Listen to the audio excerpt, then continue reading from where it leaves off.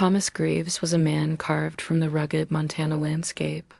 His face, weathered and lined like the ancient peaks that cradled his ranch, spoke of years spent wrestling with nature's raw forces. His eyes, the color of glacial pools, held a depth that hinted at a well of experiences hidden beneath his taciturn nature. To the folks in the neighboring ranches, he was a shadow, a whisper in the wind, a lone wolf who roamed his sprawling property, seemingly untouched by the concerns of others. One day, as the sun climbed halfway to the zenith, in a sky as limitless as his own solitude, Thomas's routine was shattered. It was a day much like any other. The crisp air bit at his cheeks, and the scent of pine hung heavy as he rode along the fence line. His horse, a sturdy Appaloosa named Scout, moved with a sure-footed grace that matched Thomas's own sure sense of direction. Suddenly, Scout stopped, ears pricked and head raised in a silent alarm. It wasn't a sound that disturbed the stillness. It was an absence of sound, a sudden hush that settled over the usually boisterous plains. Thomas, attuned to the subtle language of the land, understood the meaning of the unspoken. He turned slowly, his gaze sweeping the rolling hills.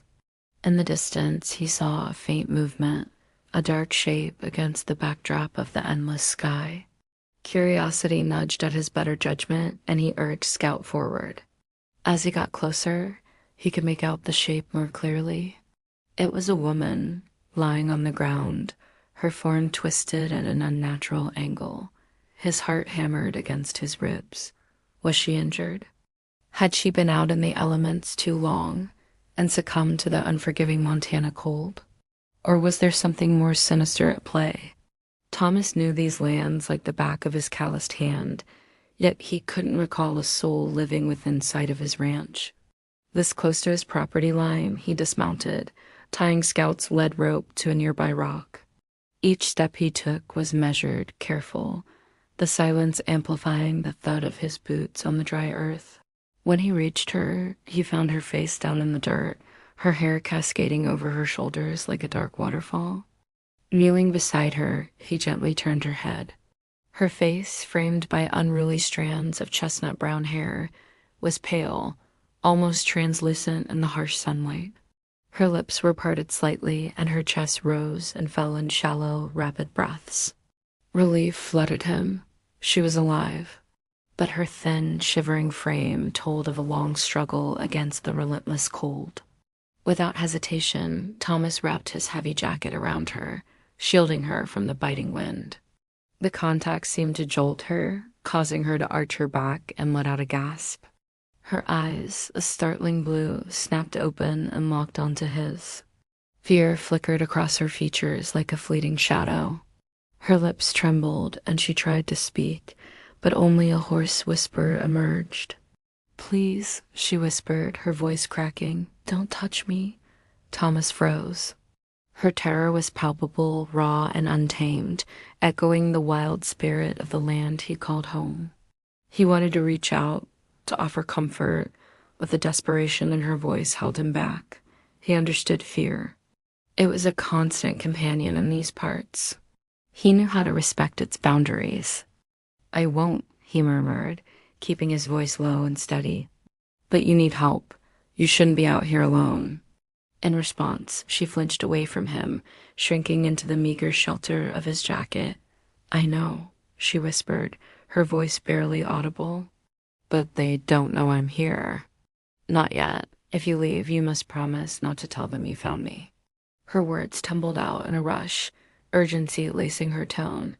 "Who are you talking about?" he asked, his eyes narrowing slightly. "It doesn't matter," she replied, pressing her lips together tightly. "All you need to know is that if they find me, there will be trouble. Trouble that I don't want to share with anyone, especially not here." The honesty in her voice was undeniable. And though Thomas had a natural instinct to protect his own, he also understood the weight of her request. There was something in her story, something she was hiding, and it was important to her. For the moment, her secret was safe with him. Now that the immediate danger of exposure had passed, he noticed the state of her clothes. Her dress was torn and soiled, offering little protection from the harsh elements. With a sigh, he untied his jacket from around her, ignoring the surprised gasp that escaped her lips. "Here," he said, handing it to her. "You'll be more comfortable with this." She hesitated for a moment, her eyes searching his before taking it from him. As she pulled it on, he helped her to her feet. Though her limbs were shaky, she seemed grateful for his assistance. He offered her his hand, and she took it, her fingers cold and surprisingly delicate against his worn skin. With her somewhat presentable, Thomas led her back to his truck. The short ride to the house was filled with uneasy silence. The closer they got, the more she tensed up, her grip on his arm tightening.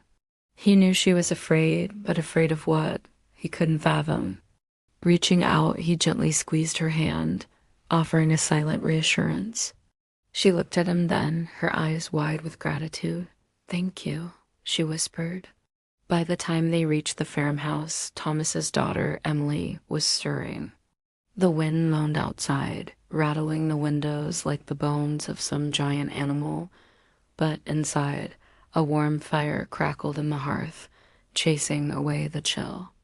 Emily, with the innocence of youth, saw only a damsel in distress.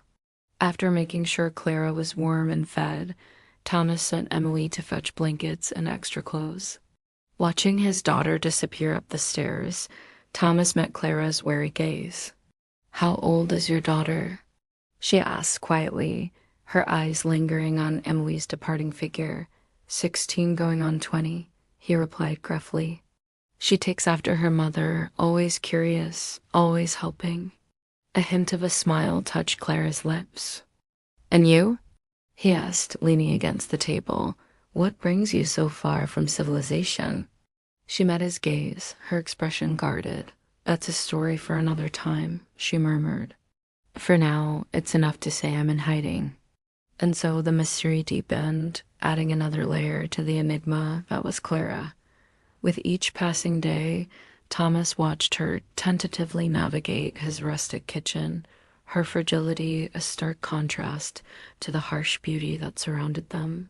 He saw the ghost of a smile gracing her lips, heard the echo of laughter in her voice.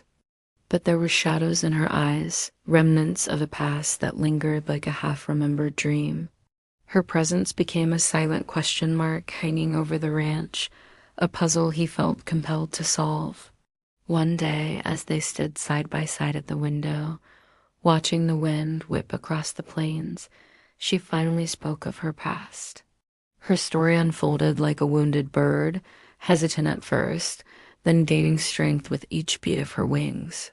She told him of a life far from the solace of his Montana ranch, of gilded cages and suffocating expectations, of a love both passionate and possessive, and a betrayal that had shattered her spirit. The realization that struck Thomas was as sudden and inevitable as the winter snows. He had found not just a lost soul, but a kindred spirit, a fellow traveler on the lonely road of life. Their connection deepened, forging an unlikely bond between a sheltered city girl and a weathered rancher. Their days were filled with the chores of the ranch and the quiet companionship that grew between them. Their evenings were spent by the fire, sharing stories and dreams, their laughter mingling with the crackling flames. Thomas found himself drawn to her resilience, her ability to find beauty in the rugged landscape and strength in her own fragility. Clara, in turn, discovered a sense of belonging in the vast expanse of the Montana sky, a feeling she had never known in her sheltered life. As weeks turned into months, the ranch became a sanctuary, a refuge from the storms that still raged outside their walls. The love that bloomed between them was as tenacious as the wildflowers that carpeted the hills in the spring, as enduring as the mountains that cradled their home. The arrival of Clara had changed the rhythm of his life, infusing it with a melody he had never known he was missing. Now, as the first blush of sunset painted the western sky, Thomas stood at the porch railing, his gaze fixed on the horizon. Beside him, Clara rested her head against his shoulder, her presence a comforting weight on his arm. The love they had found in each other was a testament to the healing power of the heart, a beacon guiding them through the uncertainties of life. In the tapestry of their lives, woven with threads of pain, loss, and longing, they have found an anchor. And in the boundless expanse of the Montana sky, they whispered promises of forever, their love echoing the eternal spirit of the land.